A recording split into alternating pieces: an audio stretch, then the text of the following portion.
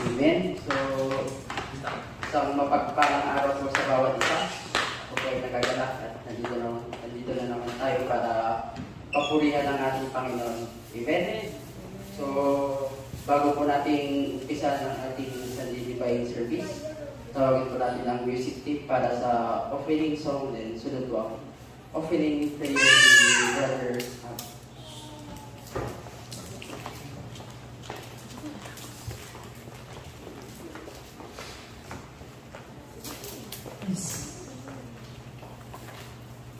Praise God, hallelujah. Have a blessed Sunday, each and everyone. Sa ating lahat, mga kapatid.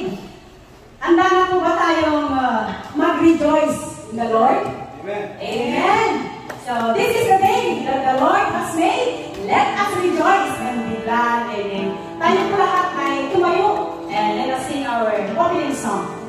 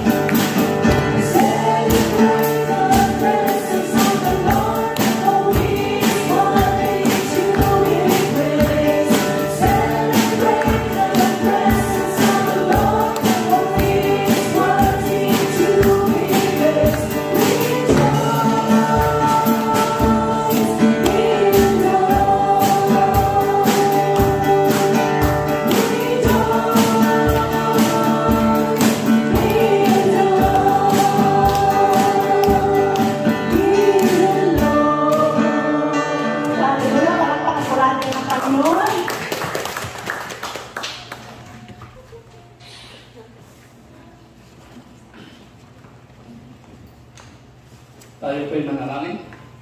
Hallelujah. Yes, Father God, salamat sa opportunity na naman na ito na iyong pinagkaloob. Ikaw lang po ang mapapurihan sa oras na ito. Ikaw lang po ang hiningi ko namin ng iyong presensya, Panginoon, na ikaw ang manguna sa gawain namin na ito. Umpisa sa MC, sa testimony, sa praise and worship, hanggang sa Word of God, Panginoon. Ikaw lang po ang presensya mo lang po ang manguna sa aming gawain na ito at sa mga kapatiran din namin na hindi pa nakapunta. Ikaw po ang mag-alaga at sila ay makarating dito ng maluwalhati. Salamat po, Panginoon, sa pagkakataon na ito. Ikaw lang po ang aming pinapapurihan, sinasamba sa mga pangalan ni Jesus. Amen. Amen.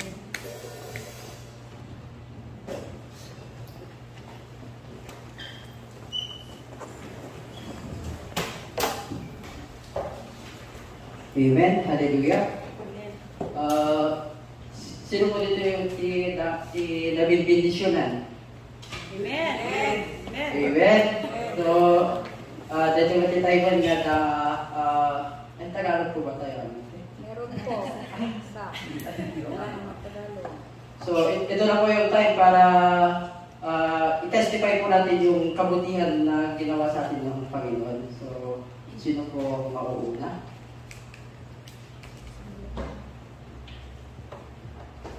Sabi po mapalad daw pong nauuna.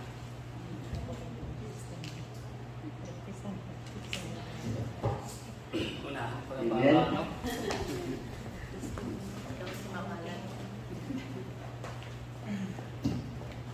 Amen. Madahil mapapurihan rin po ang ating Panginoon sa pagkakataon na naman na ito na binigay niya na kami ay nakapunta rito. Ngayon sabi ko nung gabi na dito muna ako sa gilid. Doon na muna ako parang makisamba matagal na din. Pero ang plano pala ng Panginoon, kasama ko si Pastor na pumunta rito at tayo rin nagkita-kita. Nagpapasalamat ako sa kalakasan na lagi nang pinibigay sa akin sa pagtatrabaho. Kahit mabigat yung trabaho, mahirap, pero meron pa rin yung peace of mind. Pinagpapasalamat ko sa Panginoon na binigyan niya ako ng boss na nakakaintindi. Hindi, never pa akong nakarinig sa kanya ng pali-pali, kaya yun ang talagang pinagpapasalamat ko sa Panginoon at sa buhay ko rito. Walang anumang nararamdaman na sakit. Although merong sakit, pero paggising mo sa umaga, natatanggal. Kaya nasasabi mo tuloy sa paggising mo na, thank you Lord, salamat sa bagong umaga na naman na ito. Noong kararating ko dito, imbis sinasabi ko noon nung hindi ko pa nakilala ang ating Panginoon, ay ako, trabaho na din. Pero nung nakilala ko ang Panginoon, nagpapasalamat ako sa bagong biyaya, bagong umaga na pinagkakaloob niya. Kaya lahat ng papuri at pasasalamat ay para lang sa ating Panginoon.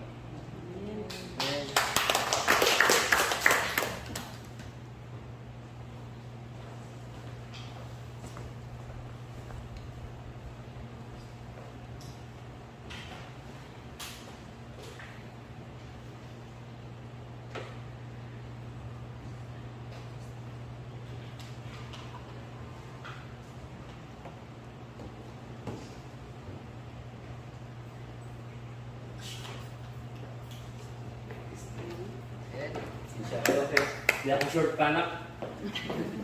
Pasensya na kayo mga kapatid, naka-short pa. Hindi ko kasi akalain na kwan. Makakaabot ako dito. Hello. Naglaro kasi kami ng basketball doon sa Nacho. Naka 2 games. Kaya di ako nagdala ng pantalon. Di ako nakapagsuot ng pantalon. Pero yun ang pinakasalamat ko sa Panginoon kasi nung nandun kami, parang nagigilty ako kasi hindi na ako nakapagsimba, puro basketball na lang. Pero kaya siguro natalo na kami. Kasi pero 2 games in half day, 2 games. Nanalo kami sa una, dun sa pangalawa, pinalo na kami ng Damian.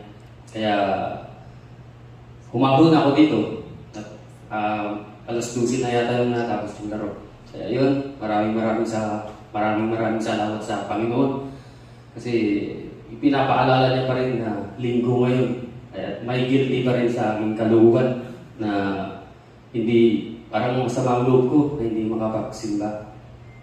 Kaya maraming salamat sa kanya, sa kanyang gabay. Kahit na medyo matanda ng yung kapatid din nakakatalon pa rin pala, nakakatakbo pa rin ng mabilis. Kaya iyon ay pasasalamat at biyaya yun mula sa ating Panginoon. Sa mga trabaho na pinagkakaloob niya, maraming iyon, pinapasalamat ko sa kanya ng marami kasi kada umaga laging kutsilyo ang hawak, dinalayo kami sa kapahamakan saan man klaseng disgrasya. Nadidisgrasya man pero hindi yung malala, kunti-kunti lang. Yun, Maraming salamat sa Kanya at binabalik ko sa Kanya ang pinakamataas na papuri at pagsamba.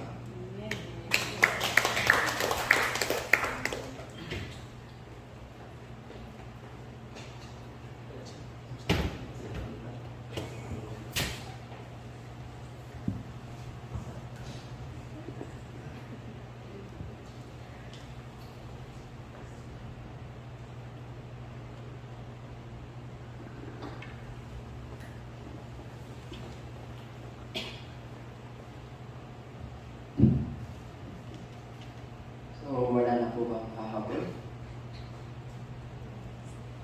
Amen. It's Sunday. Tunay nga kung napakabuti ng ating Panginoon sa buhay ng bawat isa. Amen.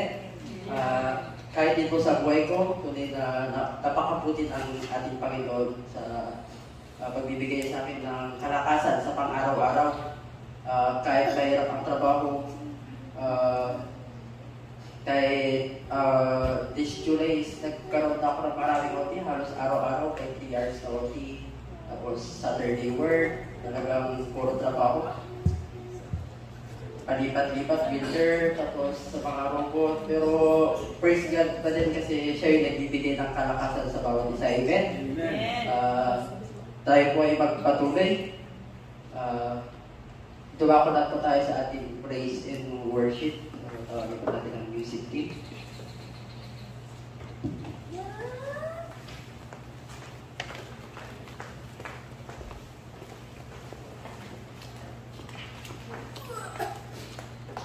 Amen. Sabi nga, ang Diyos natin ang nagbibigay ng galak ng saya sa atin. So, pwede bang tumayo tayong lahat at magpuri tayo sa Panginoon?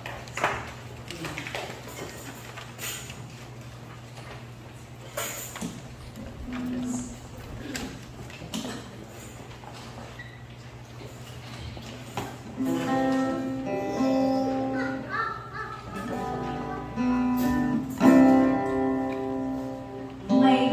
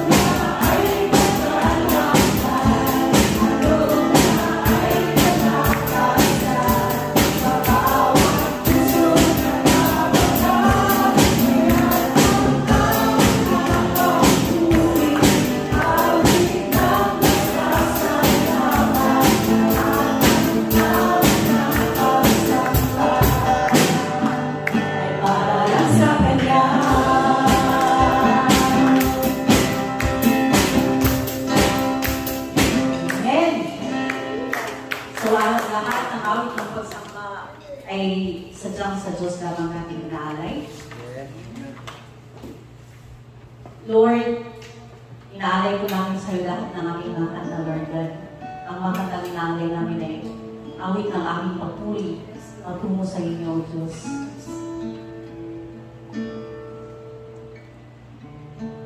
Just praise you, Lord. Kantayin natin yung wala kang katulad. Awitin ko man sa mundo, di kayang ilarawan at akilaan mo. Wala bang mga wala, walang mga salita upang ihayag ang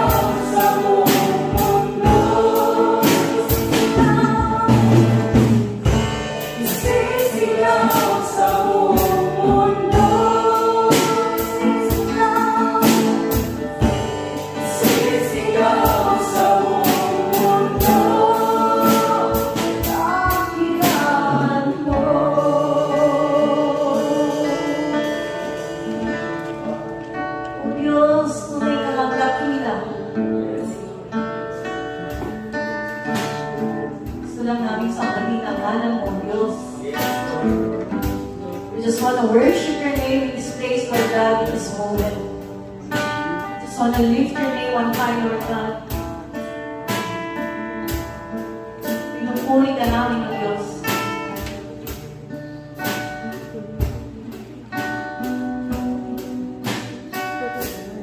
Just worship you, Lord God. Ay, buti mo, Panginoon, sa bawat isa sa amin, Lord God. Kailanman hindi mo kami pinabayaan. Ang iyong kadakilaan, Lord God, siya ang dahilan ng aming existence, Lord God. Bakit kami nandito? We praise your name, Lord God, and we want to continue giving all the praises and the glory and purity, Lord God. For you alone deserve all the praises, Lord God, all the highest adoration. We just praise your name. In Jesus' name we pray. Amen.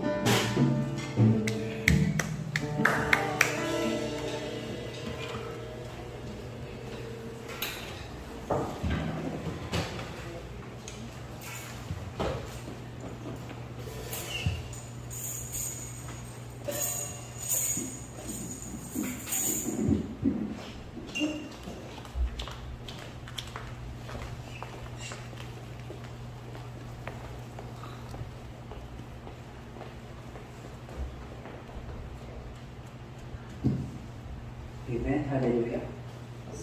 So, tumako na po tayo sa susunod, ang pinaka-importante. So, ihanda na po natin ang ating mga puso at isipan para sa mga salita ng ating Panginoon na gustong ipahatid sa atin. Amen. So, tawagin po natin si Pastor.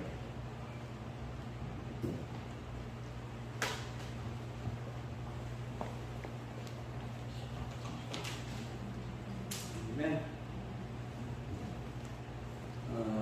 Bago tayo mag-umpisa, manalangin muna tayo. Yes, Lord, once again, Father God, we thank you. Kami nagpapasalamat sa oras na ito na kaming muli ay makikinig sa iyong mga salita. May God bless your words, anoint your words, Father God. At tulungan mo kami, Panginoon, na buksan ang aming mga puso, buksan ang aming mga tainga, at ang aming mga mata, Panginoon, para makita namin ang iyong presensya, makita namin, marinig namin, at may sa buhay namin ang iyong mga salita, Panginoon. Lord, dadaan namin na bigyan mo kami ng hindi mahating puso at bagkus ay kami magkakaisa sa iyong mga salita, Panginoon. Lord, tulungan mo kami as you use me, Father God. Hide me behind the cross and let your glory be seen. This is our prayer in the name of Jesus. Amen. Parang ang tagal ng isang linggo na may nawala. Punta kami ng Lego last Sunday, kaya di ako nakapunta dito. Ako yung nag-share doon at doon ko nakita. So kaya ay napansin niyo ang pananampalataya ng isang tao ay we are in a journey of faith. Yung ating paglalakbay sa ating pananampalataya, there are times that we are down. Minsan malakang lakas-lakas natin. Pero karamihan, nagkakaroon tayo ng pagsubok sa pananampalataya. Ang ating pananampalataya, kailangan po ito ay alagaan natin. At we should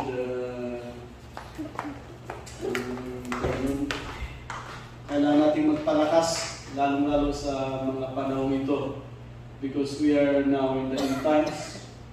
Kailangan nating lakasan ang ating pananampalataya because time will not deceive tayo.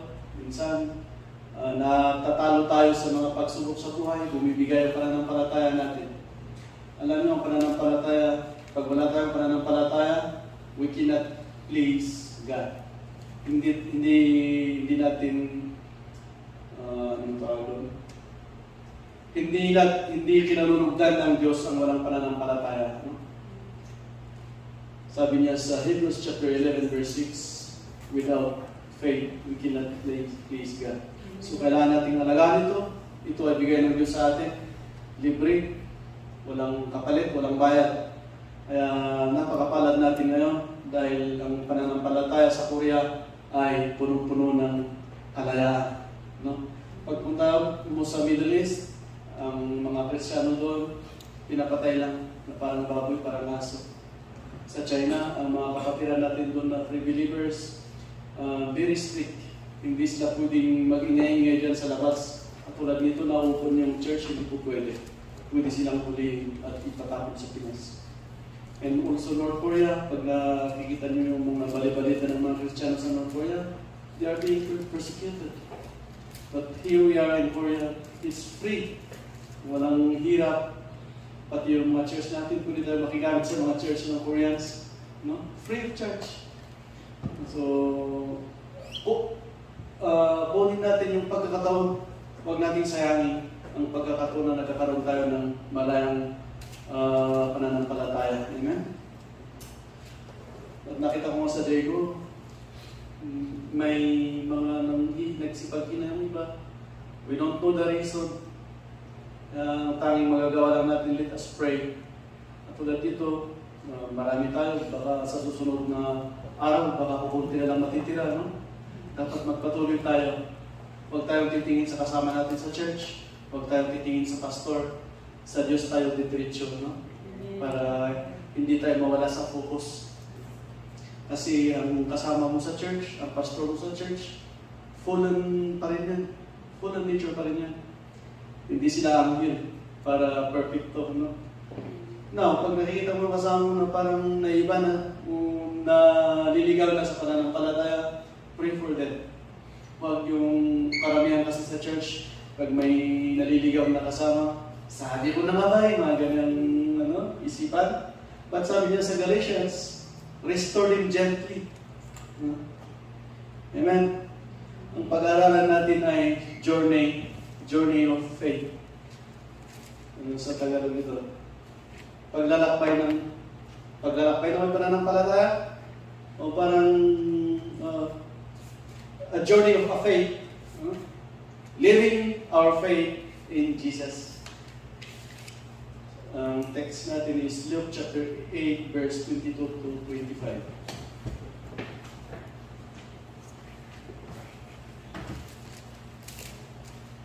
Luke chapter 8, verse 22 to 25.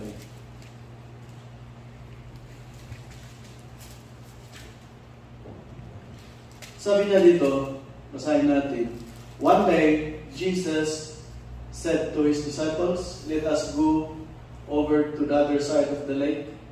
So they got into a boat and sailed. As they sailed, he fell asleep. A squall came down on the lake so that the boat was being swamped and they were in great danger.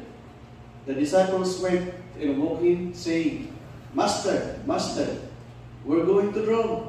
He got up and rebuked the wind and the raging waters. The storm subsided and all was calm. Where is your faith? He asked his disciples. In fear, in amazement, they asked one another, who is this?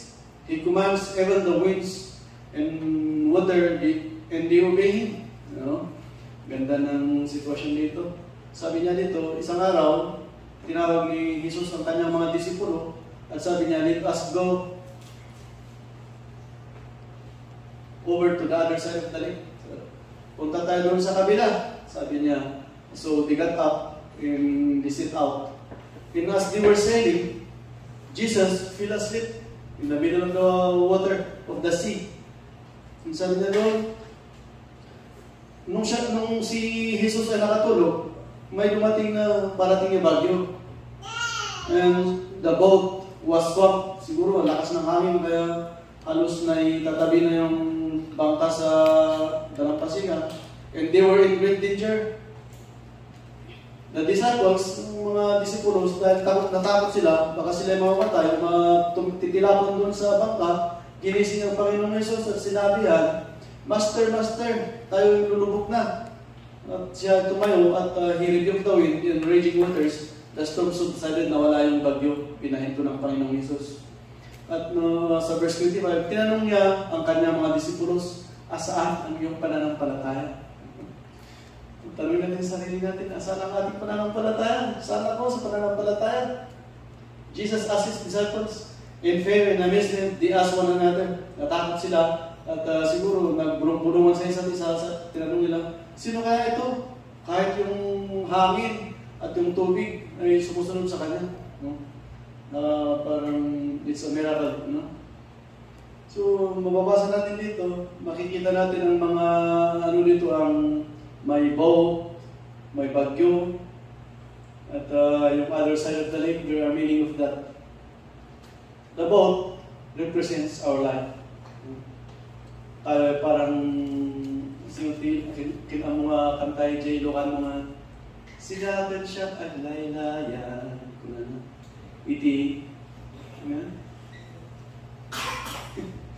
Hindi dyan, nalipat ako, may nga kanta dyan.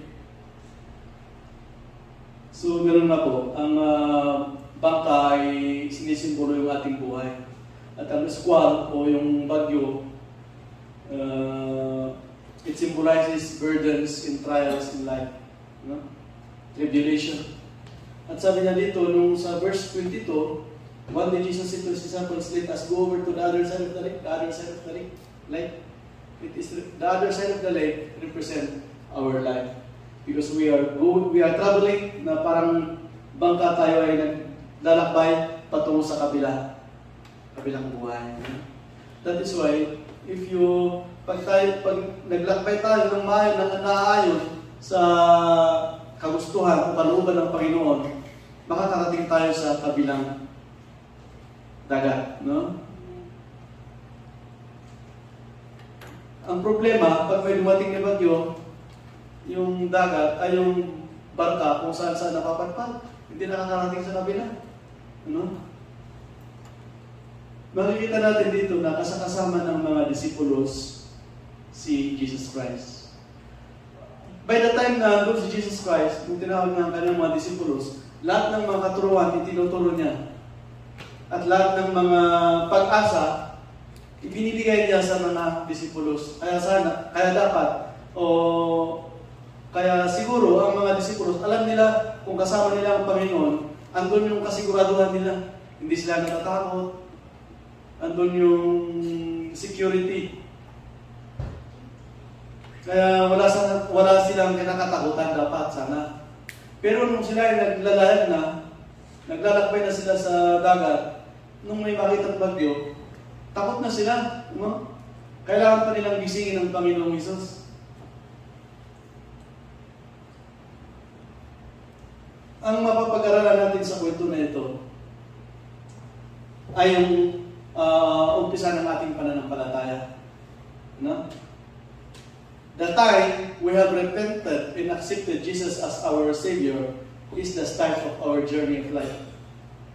Doon ang pag-umpisa ng pananampalataya, yung ikaw ay nag-repent at you have accepted Jesus as your Savior, that is the start of our journey of faith.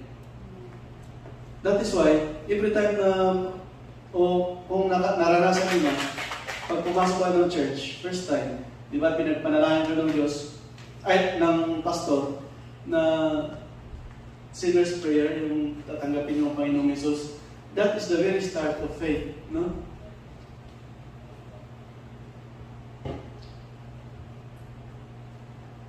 Before Jesus told them to go on the other side of the lake, He told them, bago itong pag-aya ng Panginoong Hesus sa kanila, ayun na, babalikan natin yung sabi ko rin.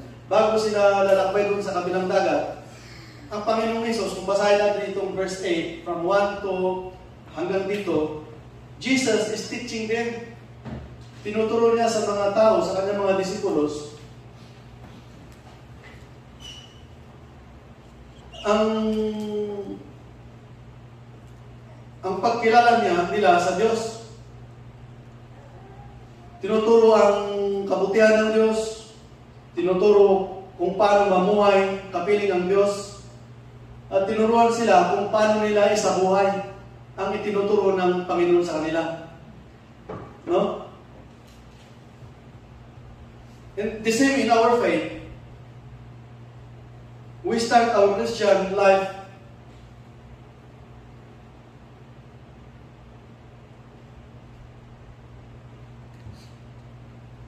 ganun din sa ating pananampalataya. nung makilala na natin ang Panginoon, tinanggap natin ang Panginoon sa ating pagpapatuloy sa pagsisipin sa Panginoon, tinuturuan din tayo kung paano manampalataya, paano sa buhay, at paano mamuhay na kapiling ang Diyos. No? Kaya napakaganda ang simula ng pananampalataya. Katulad nito sa mga disipulos na ito, napakaganda ang patuloy ng Diyos sa kanila na huwag silang matakot, wala silang kinakatakutan pagkasama nila ang Panginoong Hesus. At nang matapos silang turuan, ito na sabi ng Panginoon, tara sa kabila para i-testing yung pananampalataya nila. No? Nung pagbasahin natin kasi ito, sa verse 8, sa chapter 8, ito, tinuturuan niya, sa verse 1 pa lang, tinuturuan niya ang kanyang mga disipulos about sa seed, no?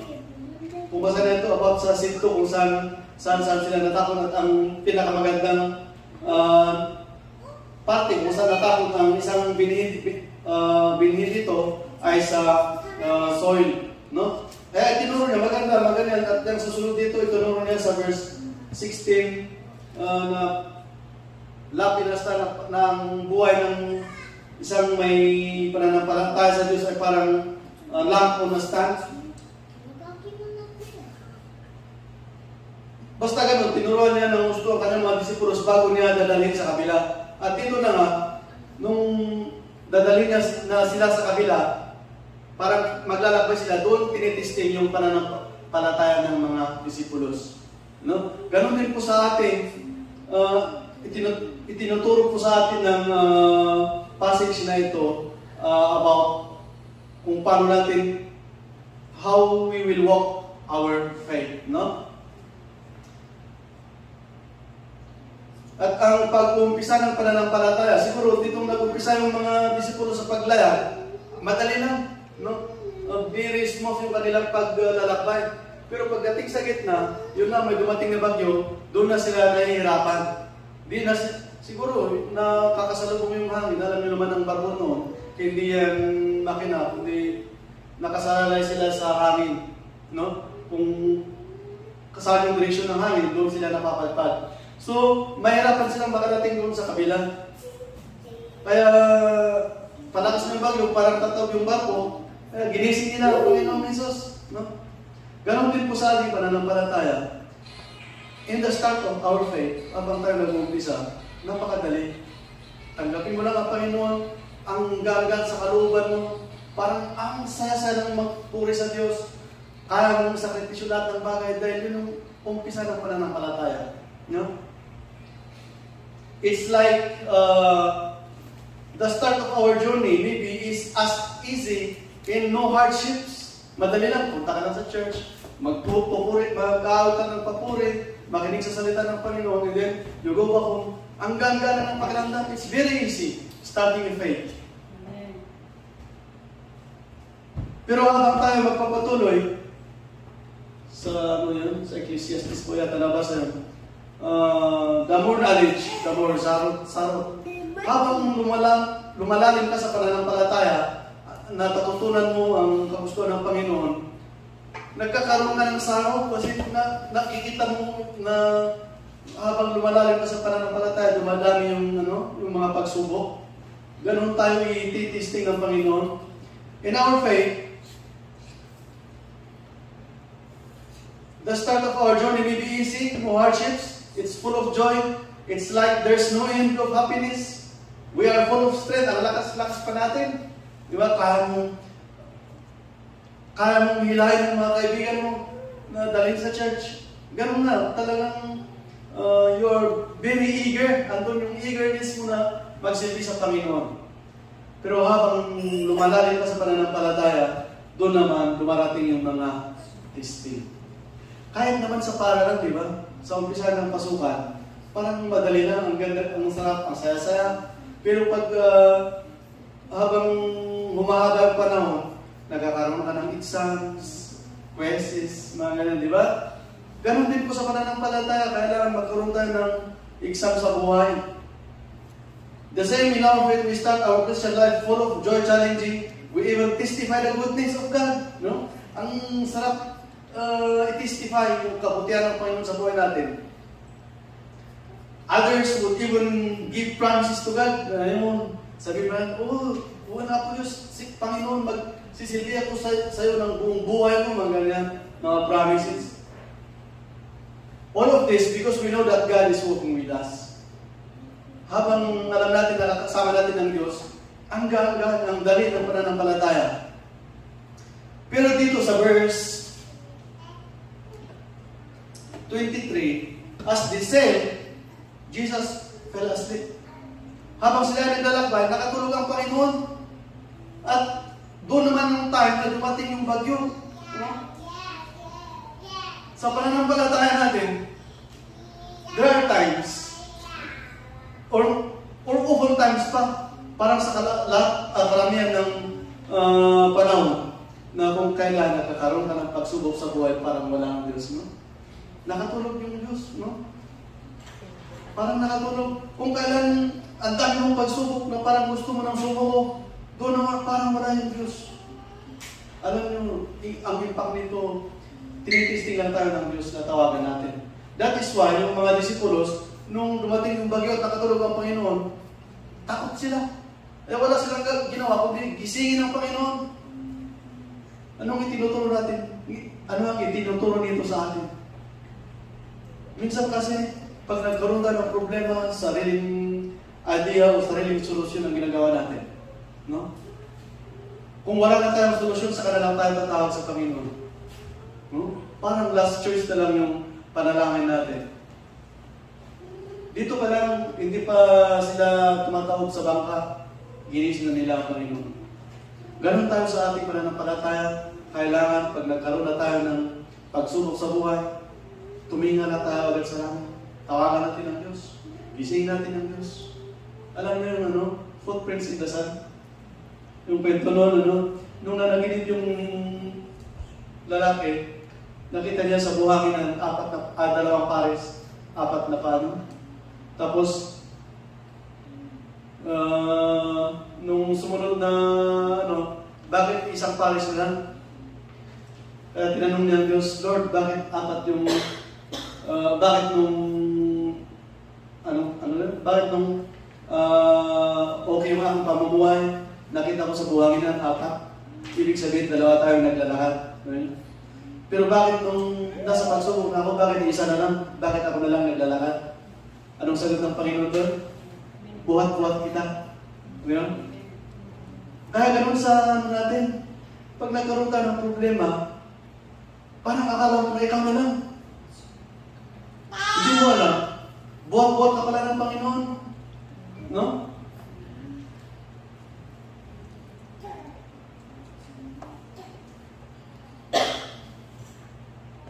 As we go deeper in our faith, comes the time of testing. Doon sa verse 23, as they said, he fell asleep as fog came down on the lake so that the boat was being swamped, and they were in great danger. They encountered a storm, and even the boat is swamped, and they are in great danger. At kahit sa time na yun na they are in great danger, Jesus was sleeping. Anong sabi niya doon? Yung ibang translation yata, yung parang napakagandang tulog, sleeping soundly yata sabi doon. Pero ito, feel asleep lang. Same in our journey of faith, we encounter storms and trials and tribulation in life. Sometimes yung mga trials na yung sudden loss of family, pag namatayan ka ng pamilya, lalo't nasa abroad ka, parang, yan, talagang mag-down sa pananampalataya natin. Sudden loss of family, bankruptcy, sakit, persecutions, and the worst is even death. Kaya may mga Kristiyano talagang pinapatay, Kristiyano ka naman. But there is always a plan of God. Nasubukan mo na ba yung problema mo na halos wala nang solusyon? Parang wala ka ng lakas. Pero sa kabila mo, nagkakaroon, di ba, ng kasagutan? Pag ikaw nanalangin, sinong nakasutok sa inyo noon? Yung parang wala ng solusyon ng ano mo sa problema mo. But the goodness of God, hindi ka niya hayaan. Gusto lang talaga ng Panginoon na maranasan mo para titibay ang pananampalataya.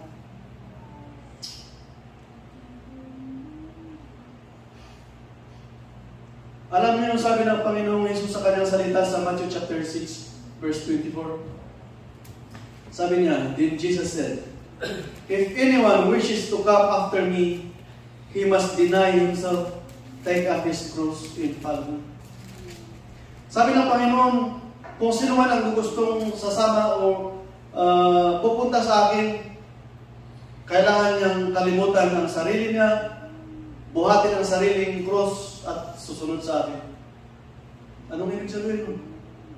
Yung kalimutan mo yung sarili, kalimutan mo na ikaw ay kung sino ka para lang makasunod ka sa Panginoon.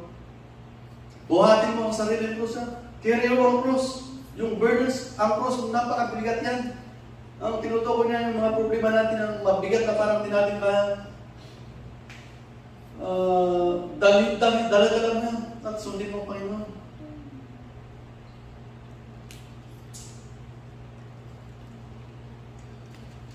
Mas malala ito, sabi ni Paul sa 2 Timothy chapter 3 verse 12. Anong sabi nga doon? In fact, everyone who wants a godly life in Christ Jesus will be persecuted. Ito yung malala yung ipo-persecute ka, naninilbihan ka naman sa Panginoon na. Nagsisimba ka naman kada linggo. You are serving God and yet you are persecuted. This is the worst part in a Christian life. Sabi ko nga yung mga kaibigan ko na yung kaibigan ko dati nung hindi pa ako mananampalataya, nung nagbakasyon ako, naubusan ako ng pera, nagpadala siya sa akin. Dahil kami magkakaibigan, first birthday ng anak ko, gusto nila, sila ininom. Hindi ko kababae na, Cagayan, Isabela, tapos Pampanga sila. At pag sila nag-inuman, hindi sila pwede mag-inom, nawala ako, lagi akong tinatawag. Pero nung pagbalik ko na, nakikita nila ako nagsisimba, nilayuan na nila ako, wala nang pagkakaibigan, wala nang tawag-tawag pag nagkakainuman. Ang malala, ay hindi ka naman kasama dito. Ganon sila sa akin. Pero yan, mga simpleng persecution lang yan. Ang napakagrabe yung sabi doon sa Middle East, yung mga ISIS, nung time of ISIS, paparayan yung bus, tapos pababayin yung mga tao, tapos tatanungin ka, Kristiyano ka ba o hindi? Pag Kristiyano ka, sabihin nila, deny your faith or leave. Pag you deny your faith, you will leave. Pag ipaglaban mo ang pananampalataya mo, babarilin ka lang. Simple lang sa kanila. That is the worst persecution. And yet they are Christians. Kung minsan pa nga, ano bang ginagawa ng Diyos? Ganyan ang tanong natin, di ba?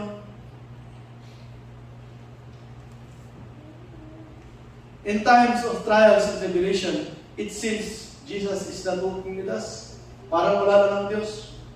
Parang sinasarili mo na lang problema. Pero hindi natin alam na antay lang pala tayo ng Diyos na tatawagan siya.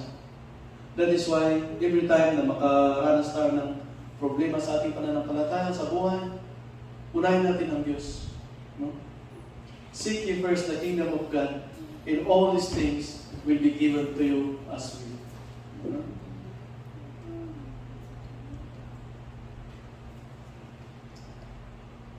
The storms in life, itong mga pagsubok sa pananampalataya natin, itong mga tribulation, testing, it reveals our true identity. Doon lumalabas talaga kung sino tayo na Kristiyano.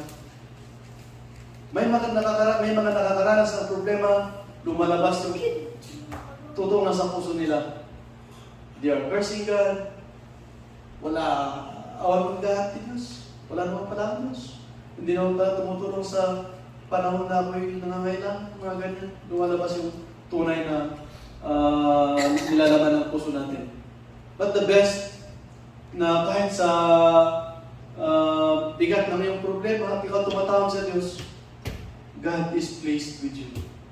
Natutuwa, kinalulog ka ng Diyos yung ganong mga bagay na tumatawag tayo sa Panginoon kahit hindi sa panahon ng ating problema sa buhay, no?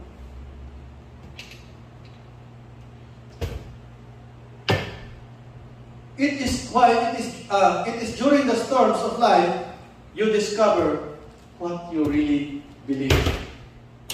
Sa time na nagkakaroon tayo ng pagsubok sa buhay, nare-reveal talaga o nadidiscover kung kanino talaga tayo nananampalataya, naniniwala. No? Sa makamundong bagay ba o sa Diyos? No? By the way, kung bakit ganun palagi yung parang tema ng aking pag-share. Because when Jesus came in this world, hindi po niya sinabi na, let us joy because I'm here. Hindi naman, no? Bagkus, lagi niyang tinuturuan ng mga tao na ingatan lang yung pananampalataya na sabi pa nga niya, it's better to go in time of mourning than in enjoyment. Mas maganda para doon tayo sa time na mourning kaysa sa enjoyment. No? Kasi pag nasa katuwaan ka sa buhay, nakakalimutan mo ang Panginoon. Mas maganda na nagbibigay ng problema ang Diyos para doon tayo tumatawag sa Kanya. Isipin nyo nung hindi tayo nananampalataya, pag sahod, wow, saya-saya, soju, o kaya kaibigan, pasyal, may pera, nakakalimutan natin ang Panginoong Diyos. O baka meron sa atin yung pagka-sahod mo, nagpasalamat ka agad sa Diyos. Kinalulugdan ng Diyos ang mga ganong tao. No?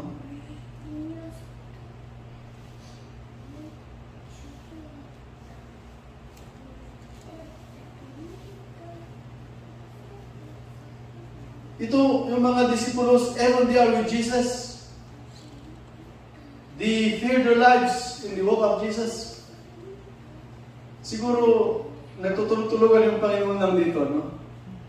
Tinitesting lang mga tao.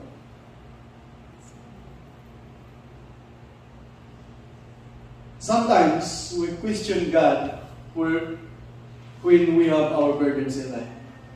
Karamihan siguro sa atin yan, nagtanong sa Panginoon. Lalong-lalong na yung problema niya. I heard that. But nagpapatuloy naman. Hindi na, it is for the glory of God. Lahat siguro tayo nagkaroon ng problema na hindi natin, no? But it's good that we are here in the presence of God. Amen? Magpatuloy lang tayo.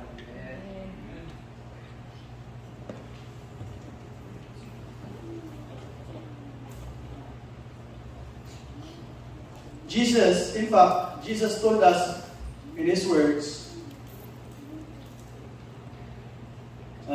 sabi ko kanina, yung Matthew chapter 16, verse 24 na, if anyone wishes to come after me, he must deny himself, take up his cross, and follow me. At yung isa, everyone who wants a godly life in Jesus will be persecuted. So ano yung pwede natin gawin in our journey of faith?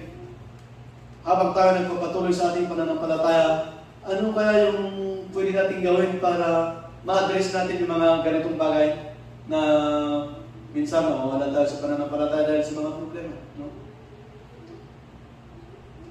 Yung kahapon, kasamang testimony ko dito kahapon, yung sasakyan ko, nag-sudden brake ako, may lumabas na check engine, parang paano kaya ito pag mawala ito sa sasakyan ko. Wala gagamitin ko na nag-1 buti dyan si Brother Ravi. Minsan pala, kahit pala ang ganda ng takbo ng sasakyan natin, once in a while, kailangan din pala natin i-check. Ganon din po sa ating pananampalataya. Sabi niya sa 2 Corinthians,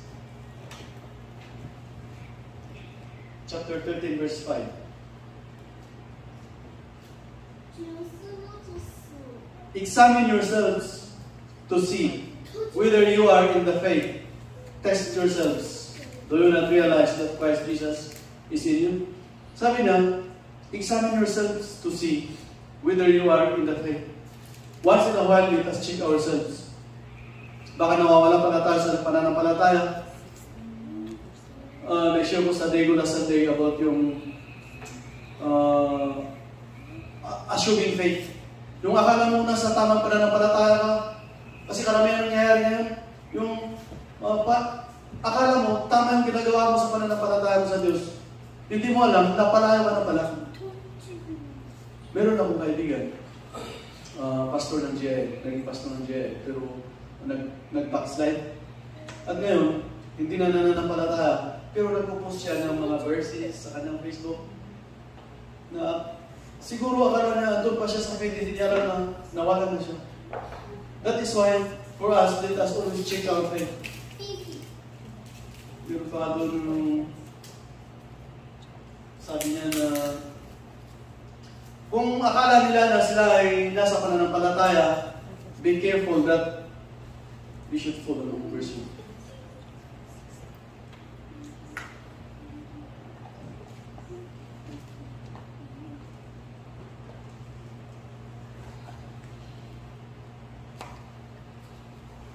First Corinthians chapter 10, verse 12.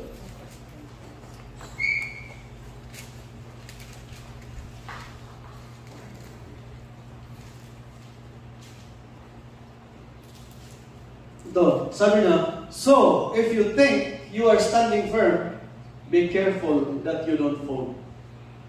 Kaya kung iniisip mo na ikaw ay, ano sabi niya? So, if you think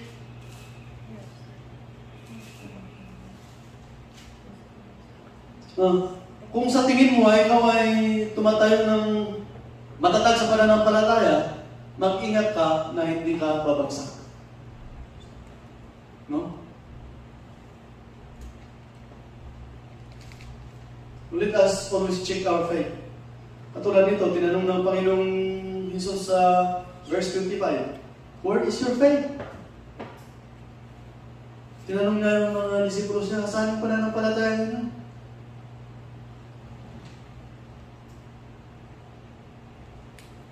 Am I really in the line of my faith? Baka napalayo pala tayo, no? Isa niyan, katulad doon sa Church of Ephesus, nung nagtuturo ang Diyos, sabi niya, basahin ko sa Ephesus, isa ito yung example lang. Revelation chapter 2 yata.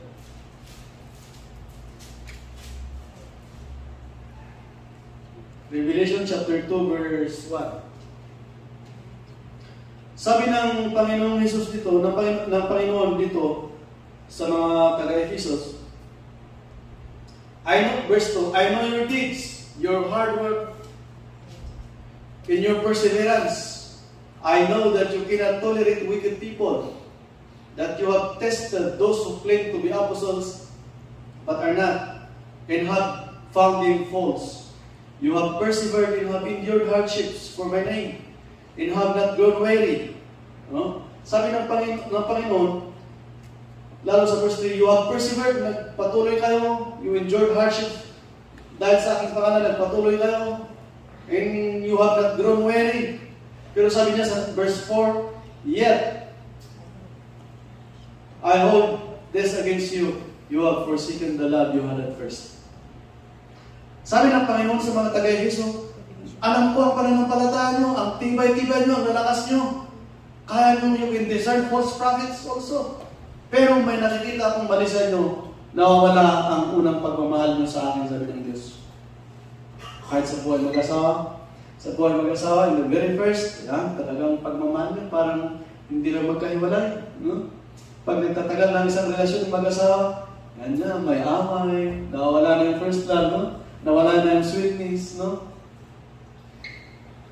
Ganon din po yung inaano ng Panginoon sa mga Efesos, yung unang pagkakilala nila sa Panginoon, they persevered. Ang titibay ng kanilang pananampalataya. Pero sa nagdaan na panahon, sabi niya, nawawala na yung first love ninyo sa akin, sabi niya. That is why ito yung bantayan natin. No?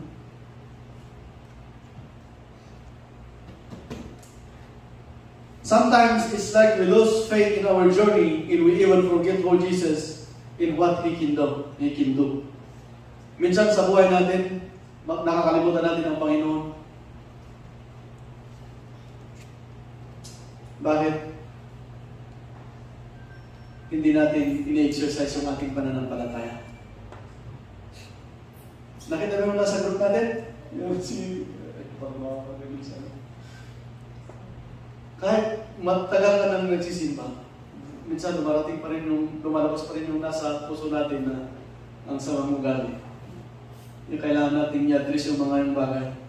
No?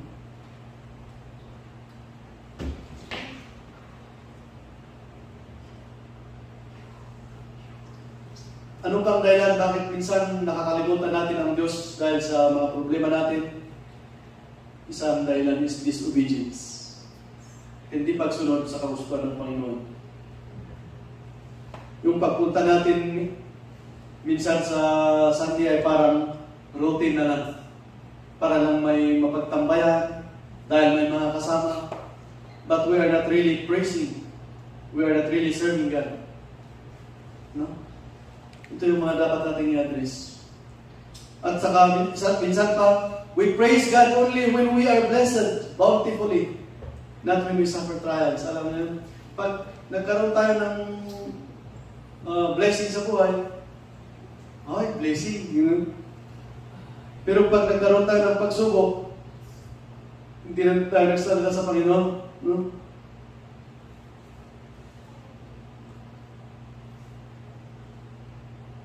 Nakakalimutan natin. So, ito yung kailangan natin i-address. We should exercise our faith. We should obey. At yung pagpunta natin sa church is to worship God only. Amen? Paano natin isabuhay our faith in Jesus? Prayer. Prayer life. Kailangan natin manalangin lagi. Minsan, nakasubo na tayo ng pagkain sa kanila tayo nakaisip ng manalangin. Paggising mo na lang sa umaga, saka mo isipin na, hindi pala ako nanalangin, natulog ako. Kaya minsan, nakalimutan mong manalangin bago ako papasok. Napaka-init ng company mo. Sagutan sa kasama mo sa trabaho.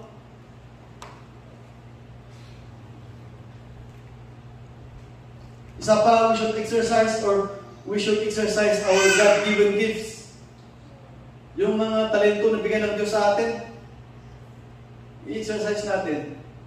Kahit yung blessing lang na pagsasalita, God bless you. Mga ganyan, napakalaking biyaya po sa mga kasama natin.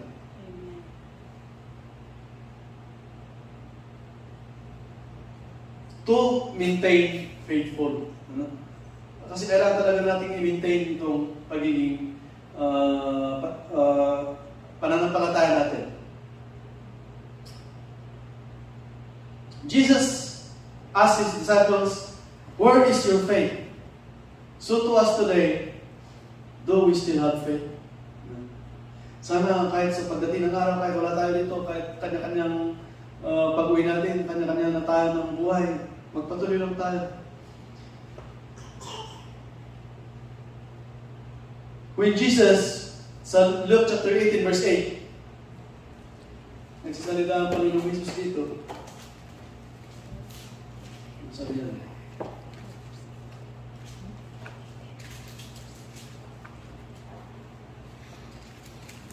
I tell you, Luke chapter 18 verse 8, I tell you, he will see that they get justice in quickly.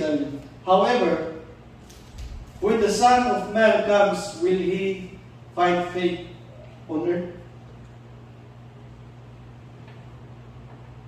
Will we be faithful till the end? Ito ang katanungan sa atin ngayon. Sayang lang itong ginagawa natin kung sa kauli-ulian mo ay bibigay pala tayo. Magpatuloy lang tayo. Yun lang po ang lagi kong pinapaalala, na magpatuloy lang tayo kahit saan tayo magkapat. Para pagdating ng Panginoon ay makakarinig. salita lang matatanggap natin pagdating ng Panginoong Jesus. One is, welcome, my faithful servant, and the other is, away from me, you evil doer. Magpatuloy lang tayo. Let us continue to serve God. Kung napapansin natin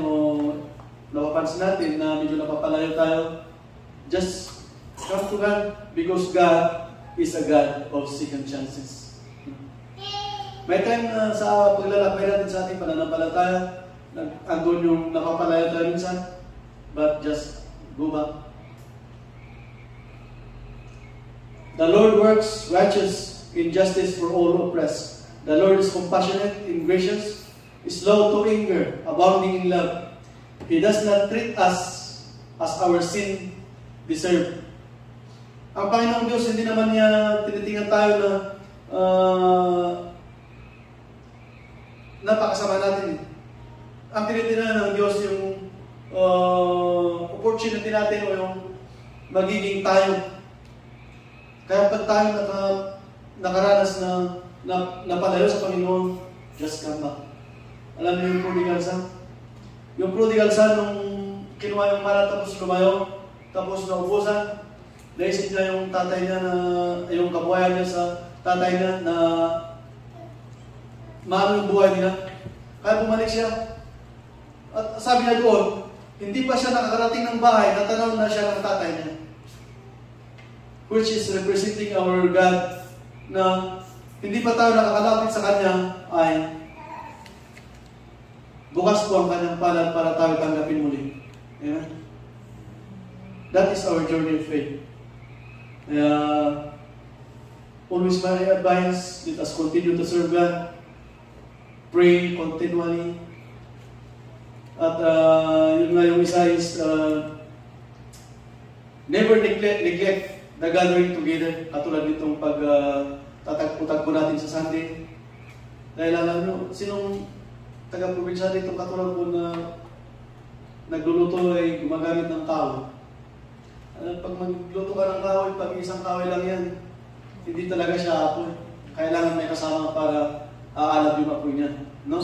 Ganun po ang kailangan natin para makapagpatuloy tayo sa pagsisilbi sa Panginoon. At yun lang ang may share. Sana may napulot po tayong aral at sana ito ay para sa ikakabuti para sa ikakapuri ng Panginoon. Amen? Amen. Let us pray. Yes, Lord, we thank you. Maraming salamat, Panginoon, sa iyong mga salita. Hindi man po ito na i-share ng clearly and understandable, but Lord, I know that you know our hearts, you know our needs, Father God, and I pray that through your Holy Spirit, you will explain us everything. Lord, tulungan mo kami na maging malakas aming pananampalataya at tulungan mo kami na makapagpatuloy kami ng aming pananampalataya hanggang sa iyong pagbabalik. Lord, pagpalain mo ang aking mga kapatiran, pagpalain mo ang kanilang mga pamilya, Panginoon, at ang kanilang pananampalataya. Lord, thank you. Ito ang aming samod dalangin sa pangalan ni Jesus. Amen. Amen. Yun. Gusto ko rin testify si Brother Abby. Dapat magpahinga na yan. Tulad ng mga nakarang ano ba? Last Sunday, nung kay Pastor Robert. Walang driver si Pastor Robert eh. Puyat na puyat yan. Pero sabi niya, baka may interview na pang baka kitiso, timapsutan, kilakap sa Tigo ang Diyo. So, biniyahin, bumiyahin siya, pupuntang Tigo para samahan si Pastor Robert.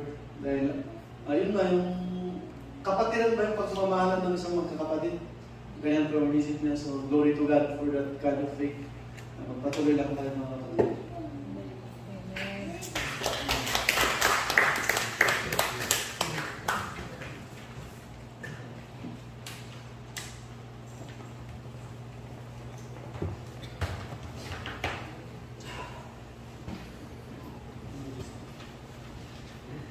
Amen. Hallelujah. Thank you, Pastor, na nakapipintas na ulit ng mensahe. Nagpatuloy tayo na nakakabsat. Makabanag. agkararag diyan po. Amen? Hallelujah. So, dumako naman po tayo sa ating susunod na gawain. Ito po yung pagbibigay, offering. Ang offering po na ito ay hindi po sa pilitan at ito po ay nagagamit para tulad po sa Pilipinas. Kaya nagkakaroon po ng offering para sa mga barbar. Ano tawag sa barbar? Mga probinsya, yung mga hindi pa naabot ng salita ng Diyos. Yun yung mga pinuputan ng mga pastor, yun po yung mga nagagamit sa mga offering natin. So, kahit i-share ka na yung may sama verse. Ang bawat isa sa inyo ay magbigay ng ayon sa sariling kapasyahan ng walang pag-aatubili at hindi sa pilitan dahil mahal ng Diyos ang mga nagbibigay ng may kagalakan. Amen? So, tawagin po natin si Ingrid para sa offering prayer. So let us pray. Father, we thank you for this opportunity that we can honor you and give glory to you as we give our offerings. Thank you, Father God, for blessing us in so many ways na lahat po ng meron sa amin ay galing po sa iyo. Panginoon, maraming salamat sa mga salita mo na aming napakinggan, naway magbigay ng lakas sa amin sa araw-araw. And we ask and pray, Father God, na biyayaan mo po ang bawat isa sa amin. Bless our pastors, his ministry. Bless all your people, O God. And bless these offerings that we are about to give as a gratitude of thanksgiving for your kingdom. Father, we thank you for all the blessings that you bestowed upon us today. In Jesus' name we pray. Amen.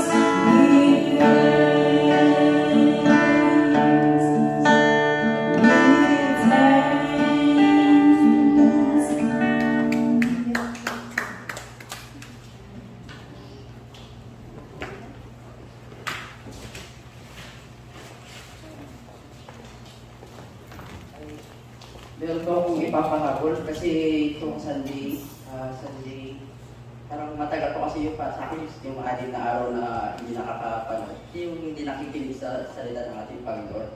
Kaya mas maganda rin minsan na nare-remind, di ba? Kaya kung gusto niyo pa ng mga services na parang pwede niyo pong bisitahin ng Free Believers. Ito pa yung pinaka-ring Fountain of Life. May mga live po dito na may mga live service po dito na ginaganap para tayo po ay mairing sa ating pananampalataya para patuloy lang tayo mga kapatid. Amen? Amen.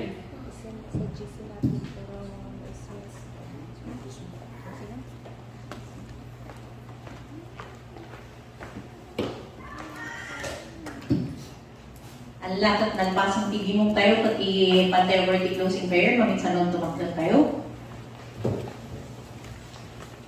Amami nga dati sa dilangit maminsan man agyamang kami dito nga nabaligi nga panagim ni Apo agyamang kami kadagiti sa uwan na iburay-buray nga nagbaling nga paraon dagiti karawang ni Apo bendisyon nam dito mo gamay sa kada kami kas pumadang kami dito nga lugar ket tidaram Apo ti mang salaknib kada kami kan mang ilisi kada kami ti anyaman nga trabaho ti kapusot aging gana ti sumarunduman nga panagkikita mi bendisyon nam dito mo gamay sa kada kami Apo dahil ditidawat ni tinagan ni Jesus. Amen.